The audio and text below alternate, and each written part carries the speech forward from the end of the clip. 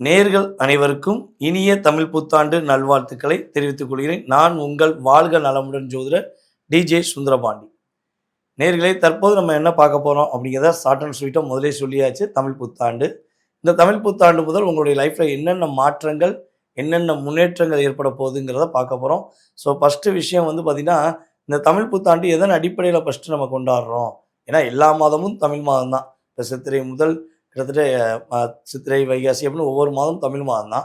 ஏன் சித்திரை மாதத்தை மட்டும் நம்ம தமிழ் புத்தாண்டாக கொண்டாடுறோம் அப்படின்னா, ஃபஸ்ட்டு விஷயம் வந்து பார்த்திங்கன்னா, நம்முடைய நவகிரகத்தின் நாயகனான சூரிய பகவான் மேச ராசிக்குள்ளே நுழைகிறார். அவர் மேச ராசியில் என்ன பண்ணுறாரு? உச்சம் அடைந்து உட்கார்ந்துருக்கார். அப்போ சூரியன் மேச ராசிக்குள்ளே வந்துட்டாலே தமிழர்கள் அனைவரும் புத்துணர்ச்சியுடன் கொஞ்சம் வேகமாக விவேகமாக யார் யாரெல்லாம் கஷ்டம், கவலை, துன்பம்னு இருக்காங்களோ அத்தனை அன்பர்களுக்குமே ஒளி கிரகமான சூரிய பகவான் சகல சௌபாகியங்களையும் கொடுப்பார். அதே போல் மிகப்பெரிய வெற்றியை கொடுப்பாருங்கிற நம்பிக்கையில் தான் நம்ம அனைவரும் கிட்டத்தட்ட பல நூறு வருடங்களாக, பல ஆயிரம் ஆண்டுகளாக நம்ம தமிழ் புத்தாண்டை கொண்டாடிக்கிட்டு இருக்கோம். ஸோ இந்த தமிழ் புத்தாண்டு முதல் உங்களுடைய லைஃப்பில் என்னென்ன மாற்றங்கள், என்னென்ன முன்னேற்றங்கள், நவ கிரகங்களும் கொடுக்க போகிறாங்க அப்படிங்கிறத விரிவாக பார்ப்போம். வாங்க வீடியோக்குள்ள போவோம்.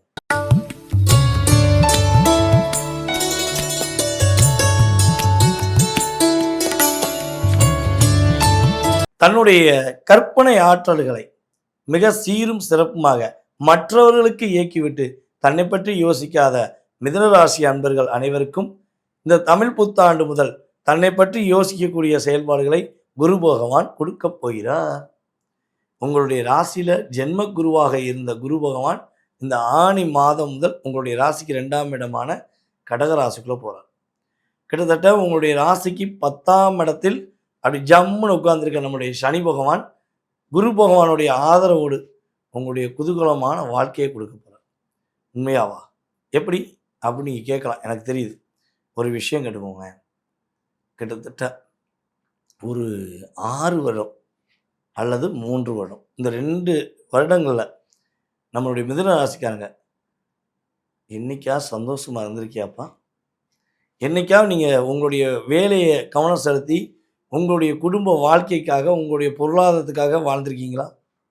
அதுவும் இந்த 1.5 வருஷமாக அப்படியே புளிகிறாங்க. ஒரு துணியை கும்மா குத்தி நங்கு நங்கு நங்கு நங்கு குத்தி அதை புளிஞ்சா எப்படி புளியும், இறுக்கி பிடிச்சி புளிவாங்களோ அதே மாதிரி தான் உங்கள் கூட உள்ள அனைவருமே ஒரு பக்கம் மேற்க ஒருத்தன் இழுக்கிறியான், இன்னொரு பக்கம் தெற்க ஒருத்தன் இழுக்கிறியான், இன்னொருத்தன் வடக்க ஒன்று இழுக்கிறியான். அப்படிங்கிற மாதிரி மாற்றி மாற்றி தெற்கு பக்கமும் கிழக்கு பக்கமும் மேற்கு பக்கமும் வடக்கு பக்கமும் மாற்றி மாற்றி புளிஞ்சு எடுத்துட்டாங்க. ஸோ இந்த புளியல் அப்படிங்கிறது, இந்த புளியிற இடங்கள் ஏன் ஏற்பட்டது? இடம் கொடுத்தது யார்? நீங்கள் தானே. அவங்க நல்லா இருக்கணும், அவங்க முன்னேறணும், நம்ம கூட இருக்கவங்க நம்மளை மாதிரியே அறிவாளியாக இருப்பாங்க, அவங்களுக்கு அறிவு இருக்குதுன்னு நினச்சது என்ன பண்ணீங்க? நீங்கள் அவங்கள உருவாக்குனீங்க.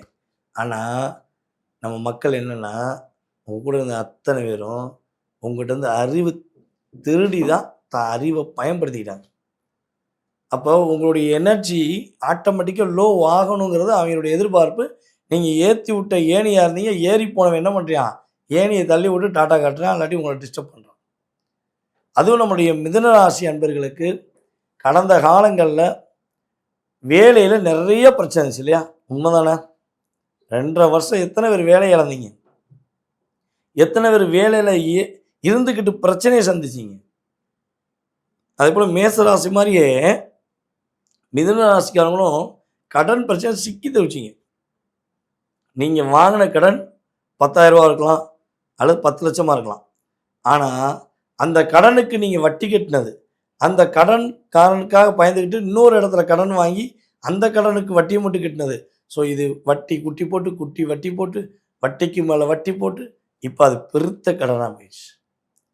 ஸோ இதெல்லாம் எப்போ அடையும், எப்போ நிம்மதியாக இருக்கலாம் அப்படின்னு நினைக்கிற உங்களுக்கு நம்மளுடைய குரு பகவான் கடன் பிரச்சனையை முடிச்சு கொடுக்க, இனிமே கடன் வாங்காதங்கிறத என்ன பண்ணுறாரு? சனி பகவான் மூலமாக உங்களுக்கு இண்டிஷன் பண்ணுறாரு. முடிஞ்சளவு என்னை பொறுத்தளவு இந்த வருடம் உங்களுக்கு ஒரு 60லேருந்து 70% கடன் அடையும். கடன் அடையணும் அப்படின்னு நினைக்கிற நம்முடைய மக்கள், நம்மளுடைய மிதுன ராசி அன்பர்கள், நான் சொல்கிறத கீழே கமெண்ட்ஸில் போடுங்க. முருகா முருகா போற்றி, உன்னுடைய துணையில் கடன் அடைய வேண்டும் போற்றி. இது மட்டும் போடுங்க. நீங்கள் எப்போ போடுறீங்களோ, நீங்கள் எஸ்எம்எஸ் போட்டு கரெக்டாக அந்த பிரபஞ்ச சக்தி என்ன பண்ணும்? சுபமஸ்துன்னு சொல்லும். ஓகேவா? கடன் பிரச்சனை இருக்கவங்க இந்த கட்டாயமாக போடணும். மறக்காமல் போடணும் நான் சொன்னதை. ஓகேவா? அதை புரியலை அப்படின்னா திரும்ப ரிவர்ஸ் பண்ணி கேட்டுக்கோங்க. ஏன்னா முருகன் என்ன பண்ணுவார்? இதெல்லாம் செயல்படுத்துவார். அப்படி செஞ்சு பாருங்கள், கடன் அடையும். அது எப்படிங்க அடையும்? ஏங்க திருச்செந்தூர்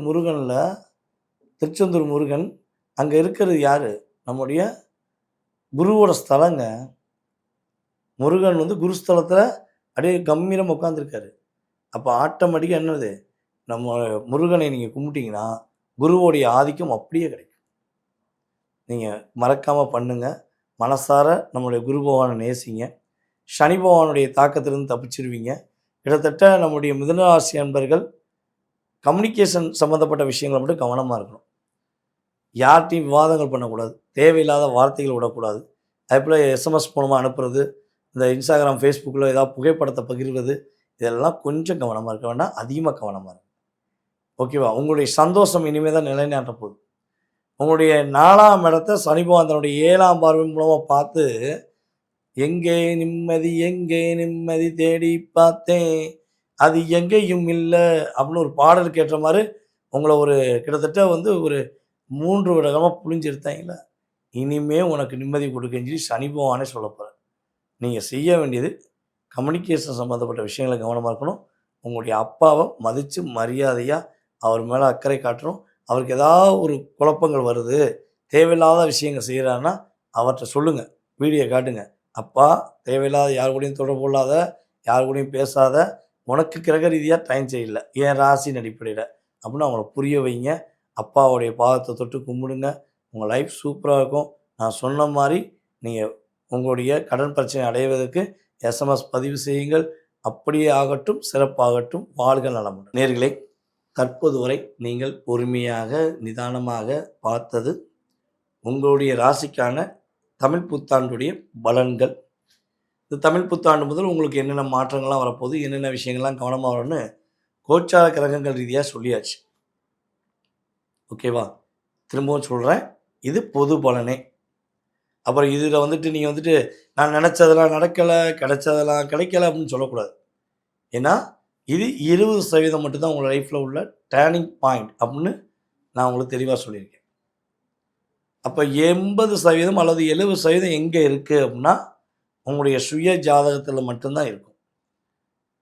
அப்போ நீங்கள் நினச்சதெல்லாம் நடக்கணும், பிடிச்சதெல்லாம் கிடைக்கணும், இந்த மாதிரி நான் ஆசைப்பட்றேன், அந்த மாதிரி விரும்புகிறேன் வாழ்க்கையை அப்படின்னு நீங்கள் நினைக்கிற விஷயங்கள் உங்களுக்கு ஜாதக ரீதியாக பிராப்தம் இருக்கா, அது இருக்கா, என்ன செய்யலாம் அப்படிங்கிறத தெளிவாக தெரிஞ்சுக்கணும் அப்படின்னு நீங்கள் ஆசைப்பட்டீங்கன்னா கீழே உள்ள வாட்ஸ்அப் நம்பருக்கு உங்கள் டீட்டெயில்ஸ் அனுப்பிவிடுங்க.